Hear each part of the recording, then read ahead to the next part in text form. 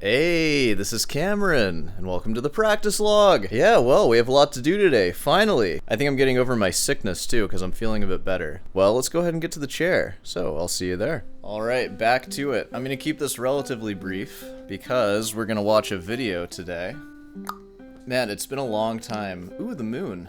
I can see the moon. I'm not going to show it to you, though, because we're going to keep it brief, like I said. It's been a while since I've done a night session, because if you missed the last one, I got sick. I got a stomach bug, so I was throwing up, and I was too sick to practice for like a few days there. So we're just getting back to it, and this is the first nighty night session. And what do I do in the night sessions? Well, I'm working on the Morel Sonatina. I'm almost done with it. I'm really taking my time with that second movement, and I'm going to keep taking my time with it probably, because I'm still working on movements 1 and 3. Those are hard. You heard 3 in the extravaganza. There was like a couple of blunders in it, but it's okay. I like the tempo, and I'm also working on BWV 997. Right now, the Saraband, but I'm gonna go through the whole thing. So we'll see what we end up doing. And then after that, I think it's Manuel Barrueco day. So we're gonna watch a little bit of that, and then we're gonna call that a practice sesh right there. Without further ado, let's go ahead and jump into it. I'm gonna get the practicing out of the way, and then we're gonna watch a video. So I'll see you there.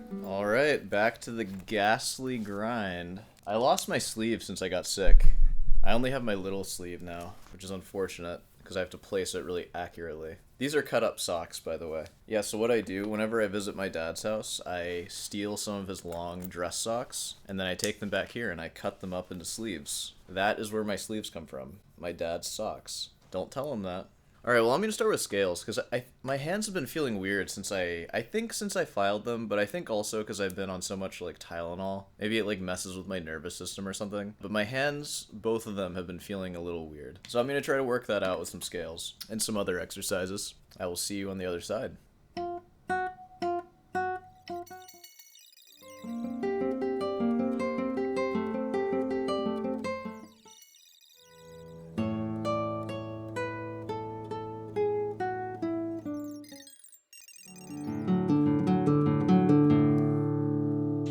Okay, I think I need to stop. I'm getting a little nauseous, actually, so I might not be completely over my illness, but it's okay. Why don't you come a little closer, now that I'm sick? So if you've been watching for a while, you know that I've been struggling with this part. Throughout this entire practice log journey, I first started using my index and middle, the money makers here, and I was like, no. I saw David Russell, it looks like he's using I and A. Which makes sense because there's a string in the middle of them, right? But F A, if you know what I'm saying. F it. I don't care about A, I'm not using it. So then I devised this like, oh, I M P A alternation. Yeah, and like good luck getting that to happen. You can see my hand when I do it fast. Just so much tension. Today I just tried. It's more accurate, it just seems better. I don't know.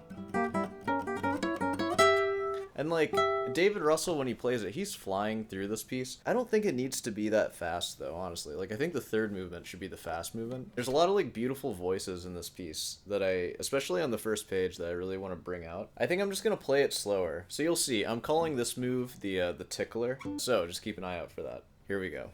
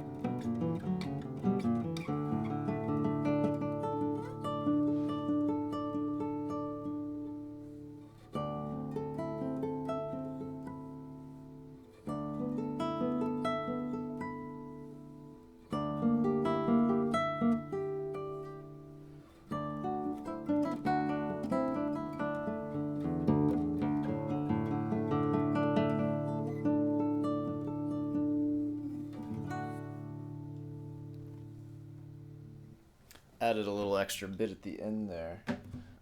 Yeah, my hands still feel a little bit weird. I wish I had my longer sleeve. I think me being sick has to do with a little bit of why my hands feel weird. I think all the sleeping medicine and Tylenol has like messed with my nervous system because I notice I'm twitching more too. That clock is wrong. It's actually 11:22. But we have some Manuel Barrueco to get into. So let's go ahead and get into it, shall we? Oh yeah. Oh, I'm starting to get sick. We're gonna make it though. Ooh, there's that mug of his. Maybe later. She's talking about Manuel visiting our motherland, Cuba. If he's not gonna be there, I ain't going either. At some point, Manuel decided that he wanted to sort of venture out of the classical guitar repertoire that he's been known No, don't start a rock band. Don't go down the John Williams route. And he recorded the album some time ago. It's a kind of music that I was not so familiar with, and it opened new worlds for me. And I have to say, I've become a great fan of Chick Corea. I think it's beautiful music. Yeah, dude, Chick Corea, heck yeah. R.I.P. He's still in the realm of what we would call classical, at least. That's not too bad. Sensual, rhythmic.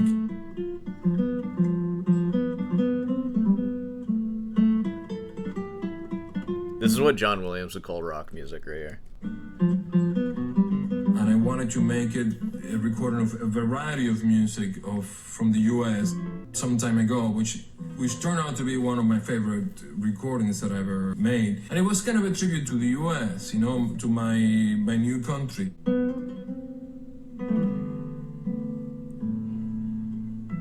A really interesting thing about that album is that when you listen to it, it sounds like this beautiful, very simple, very elegant thing. Of all the albums I ever recorded when I was at EMI, it's the one which most kind of like the art which conceals art. There was so much work went into making it sound like it's totally beautiful and totally easy to listen to. Ooh, dude, were you just dissing Manuel? It's like, dude, we had to put so much work in the back end to make this crap sound good.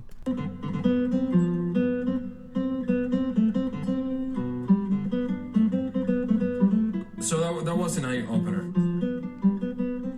And that led later on to be able to do a recording of duos with guitars that were not classical. Oh no. That's what steel string guitars should be called. Guitars which are not classical. And then there are classical guitars. Those are the ones you want to play. And, you know, to work with people like Steve Morse was just an amazing player. Tremendous guitarist, and he's being nice. Many things with his own group and with Deep Purple, and you know, and I'm just kidding. I don't even know who Steve Morse is. Is he good? Steve Morse Shred. Let's see. He was in Deep Purple. He can't be that good. I feel like I've heard his name before from my Electric days, so maybe I should know who Steve Morse is. Steve Morse is, at this point, practically a living legend. Who are you? Give me Steve Morse solo. Woo!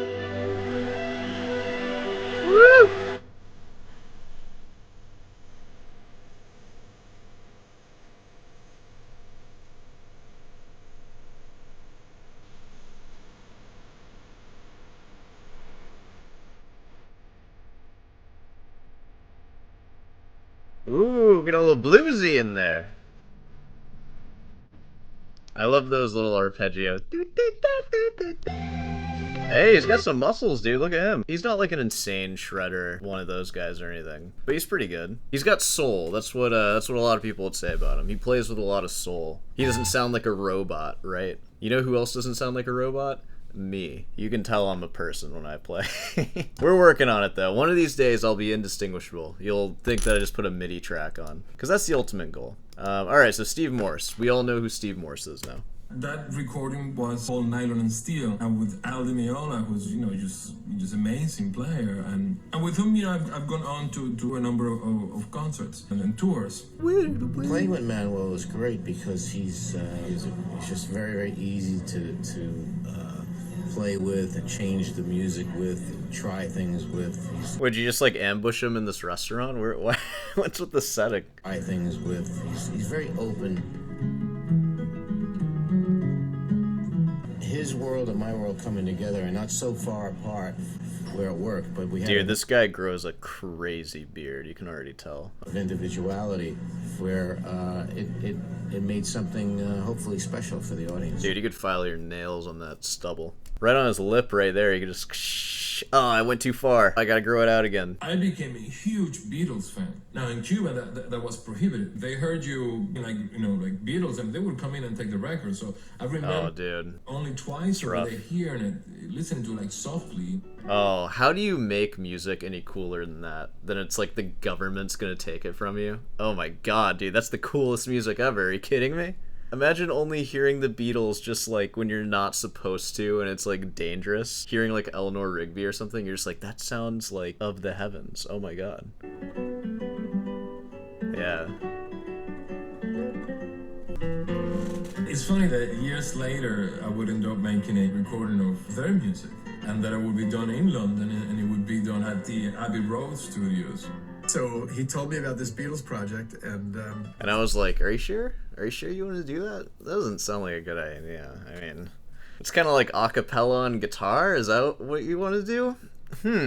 Okay. I mean, I feel like crossovers are never a good idea. I mean, I was just talking about playing Bach on like electric guitar sounds lame to me. It just does. It sounds lame. Sorry. And I know you can kind of say like, oh, like it's kind of a crossover because it was never written for guitar originally. It was and it wasn't. Okay. It was and it wasn't. It's closer to the classical guitar than it is anything else that's like modern. So it works. I guess except for violin if you want to be a stickler. But, you know, for the superior instrument, guitar. I don't know, I'm not a huge fan of these crossovers. I mean, does anybody actually listen to the classical guitar arrangements of Abbey Road? I haven't. I've listened to a lot of Beatles. I like the Beatles. We'll end it here. I'm pretty sure this episode will come out before the next one. Maybe you can convince me if you agree or disagree. Maybe I'll change my tune for when I react to this next part. I think we can go ahead and wrap this part up. So, I will see you in the outro. Hey, well, hopefully you enjoyed that. Well, like I said, I'm still feeling a little sick, so let's wrap it up fast. If you made it this far, be sure to subscribe. Hey, you want some guitar lessons from me? Check the description. You got a question? Leave it in the comment section. I'll answer it in the chair. That's a thing that I do. I know I didn't do it this time, but I do it sometimes. Yeah, anything else? I don't think so. Go easy on me on the Beatles guitar crossover thing. And also on the Steve Moore thing. I'm sorry. Whatever. Alright, well, I'll see you tomorrow.